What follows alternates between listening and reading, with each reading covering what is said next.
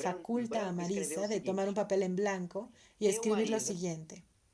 Yo, Marisa, concedo el derecho voy a repasarle el derecho de esa apropiación futura del 2,5 a quien hoy me pague el precio de ese derecho. Perciban, Marisa está creando algo que es, entre comillas, ilusorio, ficción, no porque sea irreal. El capital ficticio no es algo que no exista, el capital ficticio es una ilusión porque se está regalando algo que se espera que exista en el futuro, ese rendimiento del 2,5. Y en el ejemplo que di, ¿cuánto vale la expectativa de apropiación futura de ese 2,5? Recuerden, la tasa de interés era del 25%. Yo era propietario de 10 y al conceder el préstamo de 10 ganaba 2,5 en intereses. Significa decir, y este es el primer fragmento que leí de Marx del capítulo 29, parte constitutivas del capital bancario. Significa que yo, Marcelo, voy a vivir siempre esperando que la tasa de interés permanezca 25%, ganando 2,5. Presto 10, gano 2,5. Presto 10, gano 2,5. Así por delante. Lo que significa decir que desde el punto de vista de la inserción social, yo y Marisa parecemos iguales porque tanto yo como ella vivimos recibiendo el 2,5. El capitalismo es tan travieso que hará con que parezcamos más iguales todavía, porque va a hacer con que Marisa pueda partir de ese papel al repasar el derecho de apropiación futura. Perciban, ¿cuánto vale el derecho de apropiación futura de 2,5 por periodo hoy a una tasa de interés del 25%? 10. El precio de mercado del papel de Marisa es 10, porque yo, Marcelo, tengo 10. No tengo ese papel, tengo 10 en dinero. Aplico y gano 2,5. Entonces, quien gana 2,5 capitalizado es como si fuera propietario de un capital de 10. No lo es, pero pasa a parecer como si lo fuera.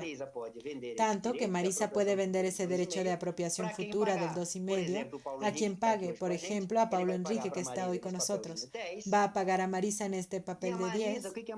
Y Marisa, ¿qué hizo? Ella constituyó un capital de 10 con base en una expectativa de apropiación futura del 2,5. Eso es capital ficticio. Es real. Ella está con 10 en la mano. Pero es que ese 10 fue constituido. Noten, el capital ficticio invierte la lógica. Antes, el capital preexiste con la mediación del capitalista propietario y el capitalista funcionante, aunque eso importa poco aquí. El preexiste, adentra la producción, produce plusvalor y se apropia después.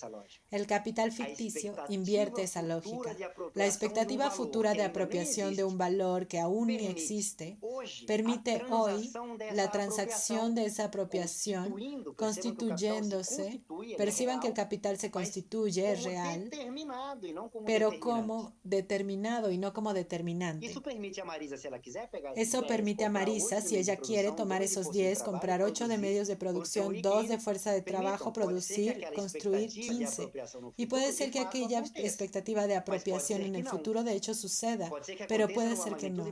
Puede ser que suceda en una magnitud de valor menor, pero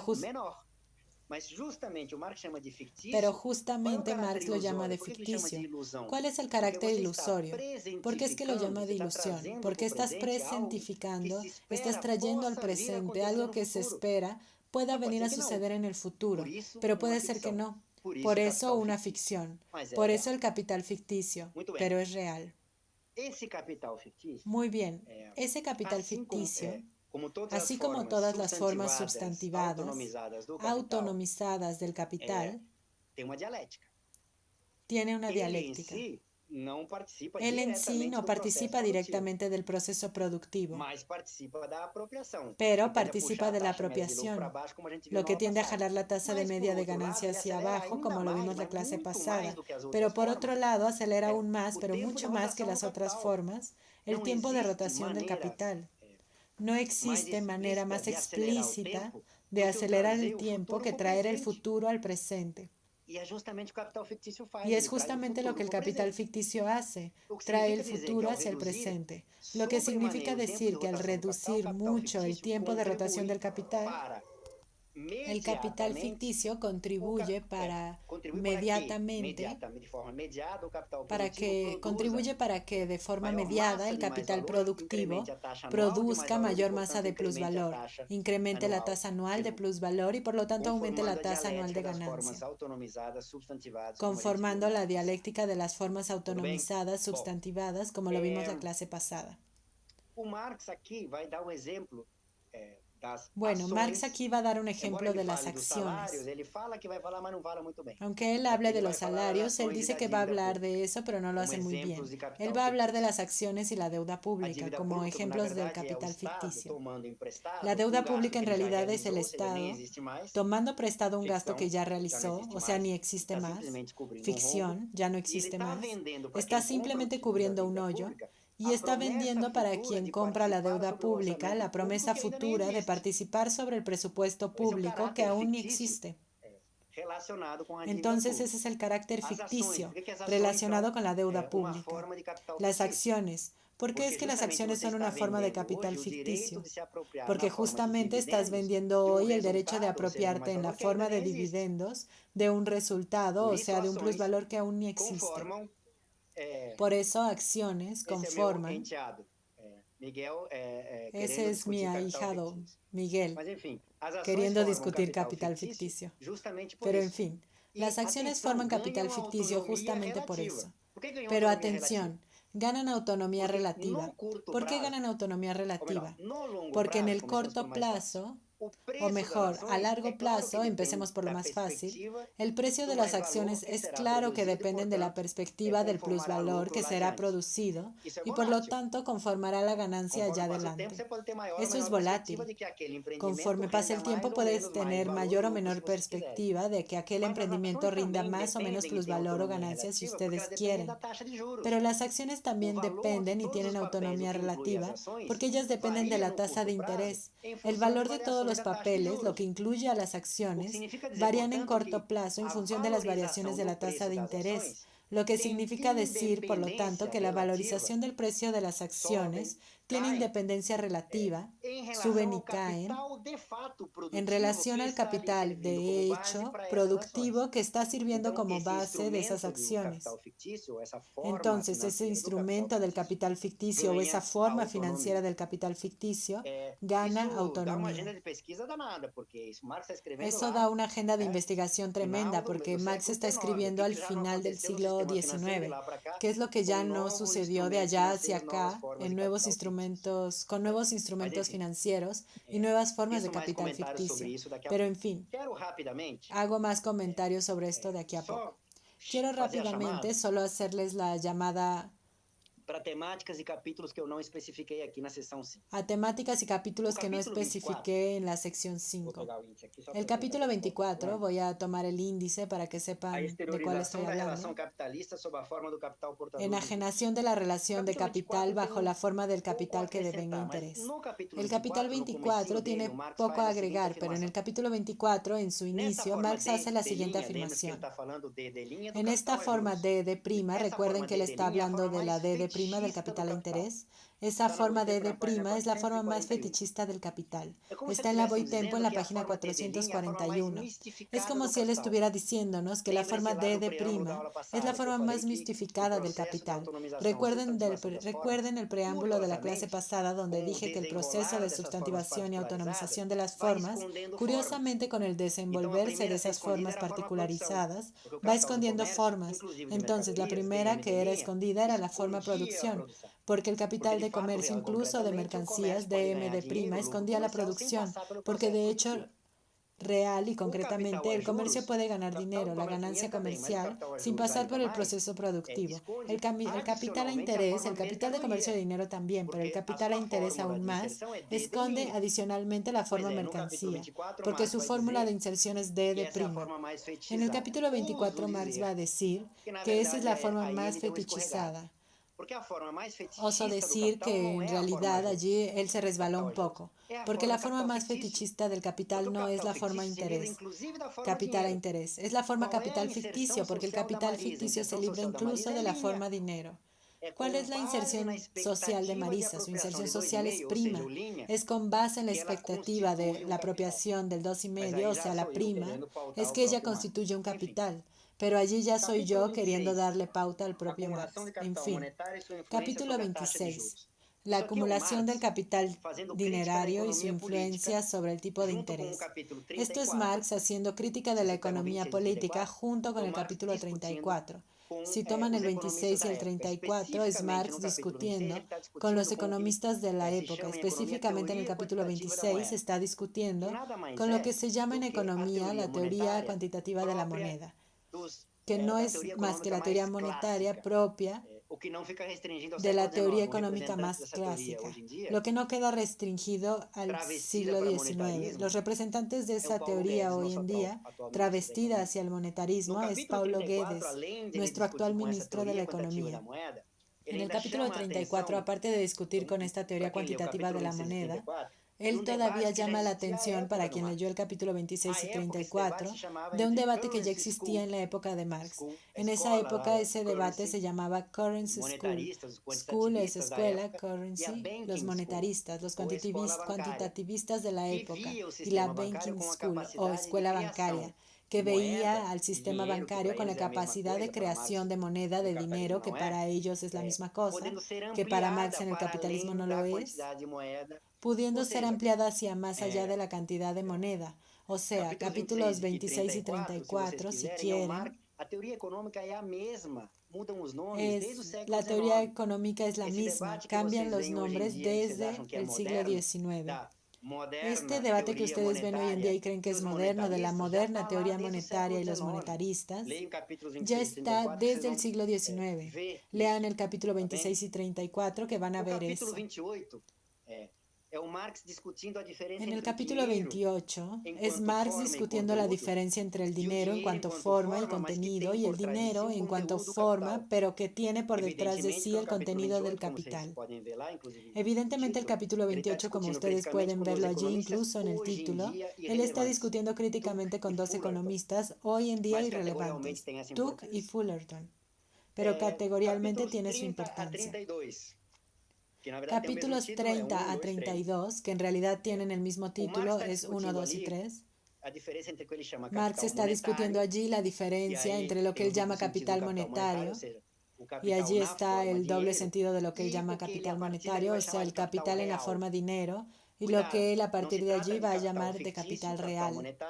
Cuidado, no se trata de capital ficticio, capital monetario y real, como algunos intérpretes, y capital real los otros. No. Lo que él está discutiendo allí es el capital monetario, dinero, una traducción mala, y el capital real, o sea, la contraposición del capital en la forma dinero, cara a las otras formas, capital mercancía y capital productivo, como un desdoblamiento de eso que está en la sección 5, o sea, un proceso de substantivación o autonomización de las formas del capital. El capítulo 33 junto al 34, al cual ya había hecho referencia, son capítulos también empíricos. Marx está tratando de eventos reales y concretos. Vean los títulos que verán de qué se trata. Y el capítulo 34, que ya hice la referencia específicamente, se trata de la Currency Principle, o sea, Currency School, y en específico las distintas interpretaciones teóricas sobre la reforma bancaria o la legislación bancaria de 1844. O sea, se trata de Marx enfrentándose con los resultados teóricos, pero para lidiar con la realidad concreta que estaba vivenciando.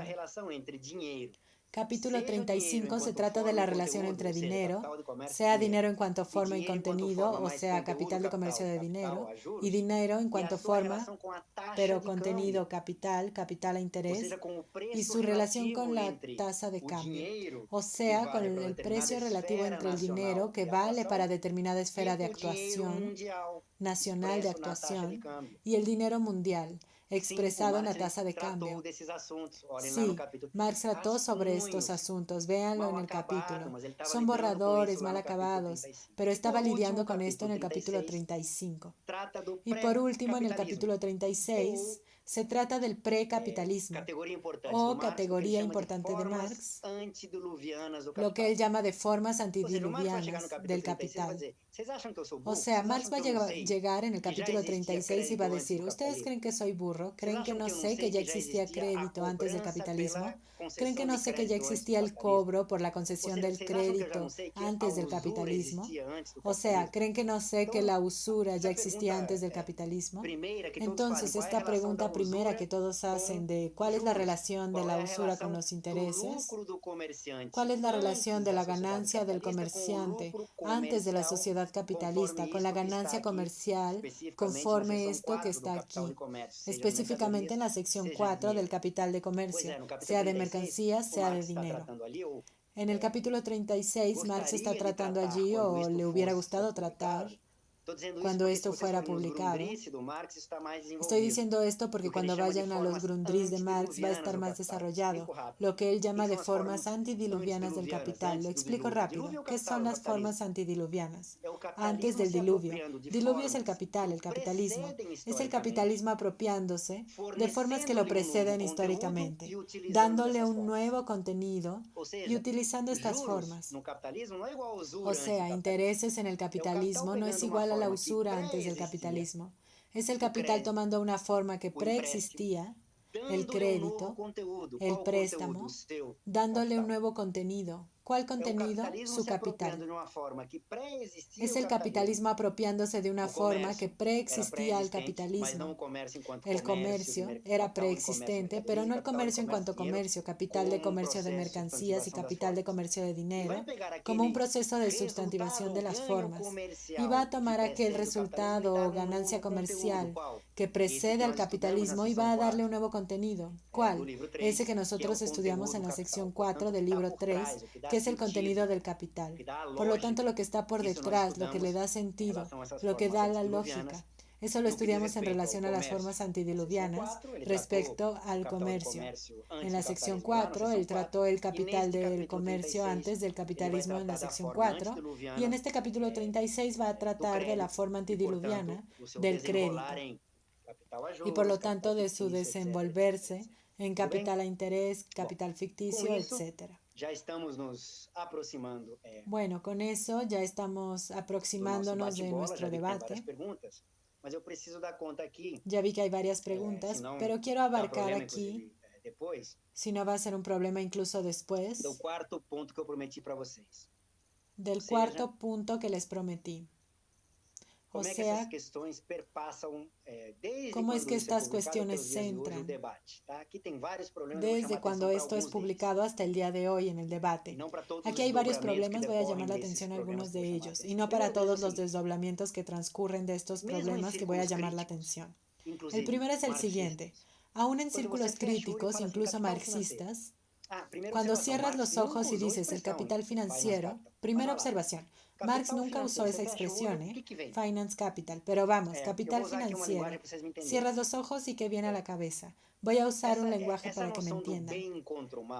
Esa noción del bien contra el mal no es una novedad de esta onda contemporánea del capitalismo contemporáneo neopentecostal.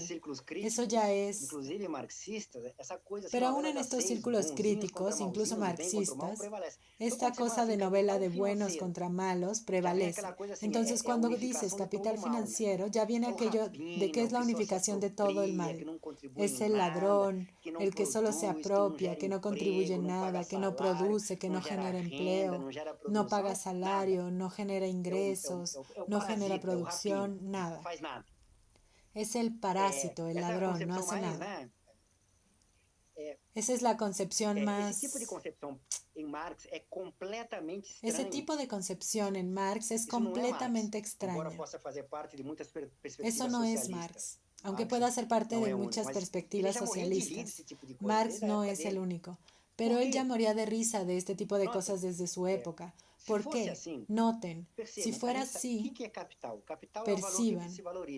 ¿Qué es el capital? Capital es el valor que se valoriza. ¿Cómo se valoriza? Se valoriza porque al comprar la fuerza de trabajo, adquiere el derecho de apropiarse del resultado del consumo del valor de uso de esa fuerza de trabajo, que produce, valoriza y por lo tanto de allí se da el plusvalor ganancia. Pero el capital en sí no produce. Adquiere el derecho de apropiarse al pagar el valor de la fuerza de trabajo. Por lo tanto, el capital en sí no produce. Si vas a llamar de capital financiero a todo aquel capital que no produce o solo se apropia, vas a tener que llamar de capital financiero a cualquier capital. Y una categoría que sirve para todo no sirve para nada. Las categorías sirven para discriminar, este es, este no es. Entonces, esta concepción más mala, digamos así, de capital financiero de las finanzas, no hace el menor sentido para Marx y hasta porque no tiene sentido lógico. Eso en realidad transcurre de una concepción también relativamente equivocada, no del todo, pero relativamente equivocada, que viene de una tradición y es por eso que comencé hablando de eso. Cometí un fallo al inicio de la clase de hoy. Es una tradición keynesiana. Y la tradición keynesiana es radicalmente contraria a la tradición de Marx. Diferente no, contraria a la tradición de Marx. Y no estoy queriendo poner aquí en discusión quién es mejor, si la tradición marxista o la tradición de Keynes. Pero no se puede transitar entre las dos, no se puede. Marx, aunque yo sepa que existe una lectura principalmente dentro de la Escuela de Economía de la Unicamp, Marx no es un keynesiano anticipado. No tiene el menor sentido este tipo de concepción para Marx. Capital financiero está de un lado y capital productivo está del otro, porque esto tiene repercusiones incluso de teoría, entre comillas, de las clases. Capital productivo es el bueno que genera empleo, ingresos, salarios. Entonces, este es el capital productivo, este es el capital financiero. Como si existieran distintos capitales. Capital es, Marx nos está mostrando aquí en la obra entera del Capital que capital es uno solo, es el mismo. Pero hablaré de esto más adelante. Entonces, esta primera concepción de capital financiero para Marx no hace el menor sentido. Una concepción menos mala de capital financiero normalmente en el debate viene del hecho de que justamente en 1910 Rudolf Hilferding, que fue un marxista importante, escribe un libro en alemán también, Das Finanzkapital, o sea, capital financiero. O sea, él también explícitamente está proponiendo la categoría capital financiero. Está proponiendo, según él, un avance en relación a Marx. Marx no tiene finance capital. Bueno, ¿cuál era el propósito de Hilferding en este libro, al inicio del siglo XX? Estaba queriendo entender cómo el lugar específico, básicamente Alemania, o lo que vino a ser Alemania en determinado momento a partir del siglo XIX, logró desarrollar las fuerzas productivas, las legalidades del capitalismo de manera acelerada, para llegar a un punto de disputar. Aunque esté escribiendo en 1910, ya se veía esto desde antes, incluso la supremacía hegemónica mundial. Él está queriendo explicar a Alemania, está queriendo explicar cómo fue posible un determinado y particular arreglo financiero para que Alemania viniera a ser lo que fue. Por lo tanto, va a construir una categoría capital financiero que tiene límites. No servía para cualquier economía en aquel momento. Límite espacial y temporal, porque estaba queriendo explicar a Alemania en aquel momento. Esa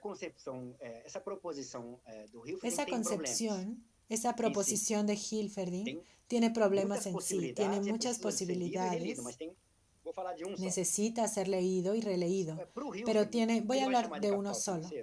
Para Hilferding, lo que él va a llamar de capital financiero es la síntesis entre el capital productivo y el capital bancario, económica y política, bajo el liderazgo del capital bancario. Vio que fue así que Alemania se convirtió en lo que se convirtió. Claro que hay un papel del Estado Nacional, Bismarck allí, en fin, un proyecto nacional financiado determinadas industrias y no otras, pero justamente en una alianza con el capital bancario. Entonces, desde el punto de vista categorial, el capital financiero para Hilferding va a ser esa síntesis del capital industrial con el capital bancario sobre el liderazgo económico y por lo tanto político del capital bancario. Perciban qué está por detrás de la concepción de Hilferding, que capital industrial es capital productivo y capital bancario es el banco. Y entonces propone el capital financiero.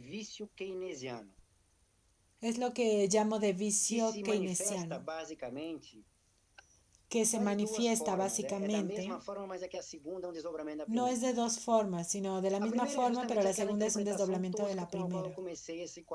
La primera es justamente aquella interpretación tosca con la cual empecé este cuarto punto aquí del debate, de creer que existe. Noten, no confundan el proceso de substantivación de las formas del capital en capitales particulares no confundan eso, como lo tratamos en las secciones 5 y 4 en las últimas clases, con capitales distintos. Son capitales particulares distintos, sí, pero en cuanto a sus funciones. Pero no peguen eso directamente sin mayores mediaciones con capitales, o sea, como si existiera un capital que es solamente financiero, como si existiera un capital que es meramente productivo. No se trata de eso. Porque ¿cuál es la repercusión de eso? Es como si existieran capitalistas solamente productivos y capitalistas solamente financieros. Perciban, si el capitalista solamente financiero es aquel en la lectura neopentecostal, ladrón que solo quiere explotar, que solo se apropia y no produce nada, etc., es contra él que estratégicamente nos tenemos que pelear y aliarnos estratégicamente con el capitalismo capitalista productivo, o sea, está allí para terminar en un reformismo, en la socialdemocracia, en el mal sentido de la palabra, terminar en los gobiernos del PT, si ustedes me están entendiendo.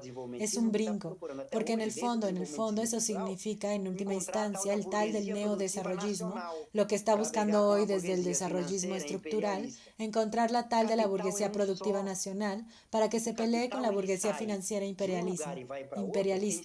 El capital es solo uno. El capital sale de un lugar y se va a otro en segundos. Y lo que decide si él está en un lugar y se va a otro o no, es justamente lo que ustedes estudiaron en el capítulo 9. Está viendo las tasas de retorno, está dando más allá que aquí. Se termina aquí y me voy para allá. Pero no hay ni un compromiso con la producción. El compromiso del capital es con la prima, obtener la prima. Cuanto más y más rápido, mejor. Es eso lo que aprendimos hasta ahora. El resto es perfumería, es medio para ese fin. No es un fin. Eso es crucial. Segundo apunte de esto, y termino de hablar porque ya hablé demasiado para abrir nuestro debate.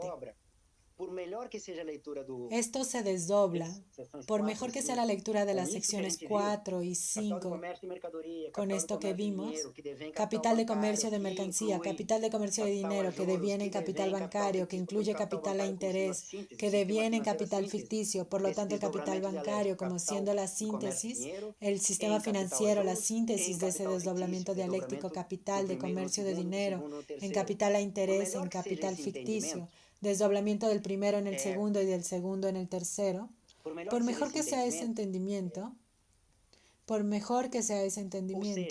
o sea, por mejor que sea la caracterización del capitalismo contemporáneo siendo un capitalismo financiarizado, con base en el capital ficticio, lo que no se entiende es que a partir de Marx y entendiendo ese capitalismo contemporáneo como él es, y van a tener que creerme, entendiendo cómo es, no se trata de que exista un capital ficticio agrandado, no se trata de una predominancia de lo financiero, por lo tanto de predominancia en el sentido marxista, correcto, una predominancia del capital ficticio en relación a otros tipos de capitales, aunque esto exista. Lo que caracteriza el capital financiero es que todo y cualquier capital, esté donde esté, en la agricultura, en el sector primario, en la industria, en el sentido tosco, no en ese de Marx, sector secundario, en el servicio del sector terciario, en el cuaternario, en cuanto a los otros existan, todo el capital en el capitalismo contemporáneo se valoriza de acuerdo con la lógica, con el sentido de valorización ficticia. Por lo tanto, lo que caracteriza en el capitalismo contemporáneo no es un tipo de capital que creció demasiado y atrofia a los otros, incluyendo el productivo. No. Lo que caracteriza al capitalismo contemporáneo es que todos los capitales, incluyendo el productivo, se valorizan de acuerdo con una lógica, con un sentido ficticio, que es lo que traté de explicar, culminando hoy, pero presuponiendo la clase pasada. Última observación y paso y paso a nuestro debate. Isso é tão doido no capitalismo contemporâneo, esse sentido, essa Esto es lógica, tan loco en el capitalismo contemporáneo, ese sentido, esta lógica, o sea, lo que es la inserción social contamina no solo todos los sectores capitalistas, sino todos los otros sectores. La tal financiarización o esa lógica de valorización ficticia transborda los límites de lo que es la inserción específica de los distintos capitalistas y se adentra en la inserción social de todos los individuos. Lo que quiero decir con esto, y lo voy a parafrasear y después si quieren lo explico mejor. Todos los individuos, incluso nosotros que pertenecemos a la clase trabajadora, somos obligados, por lo tanto es una necesidad, a vivir en el momento T más 1, todo el tiempo en el capitalismo contemporáneo, con base en la lógica ficticia de valorización de nuestros ingresos. Entonces, aún aquellos no capitalistas están contaminados en el capitalismo contemporáneo por aquello que le da marca, le da sentido histórico específico, que es la valorización ficticia del capital. Y si nos restringimos solamente a rescatar categorías de otros momentos históricos, esta es mi posición, estoy ya saliendo de Marx, rescatar solamente categorías de otros momentos históricos, como el capital financiero de Hilferding, con los problemas que tiene, la apropiación de Lenin de esta categoría para interpretar el imperialismo, con los problemas que tiene, etc., desde mi punto de vista no vamos a lograr abarcar lo que es específico en este momento. Disculpen, hablé demasiado, pero creo que tenemos un tiempo aquí, Paula, Marisa, para un debate. Disculpen si me alargué. No te alargaste nada, Marcelo, fue maravilloso. Marcelo, hasta ahora registramos aquí, si no estoy equivocada, registramos 6 preguntas. Pensé en hacerlo en 2 bloques de 3, a menos que prefieras de otra forma. Puede ser que en el segundo bloque yo presente una mía, rompiendo el protocolo, pero veremos.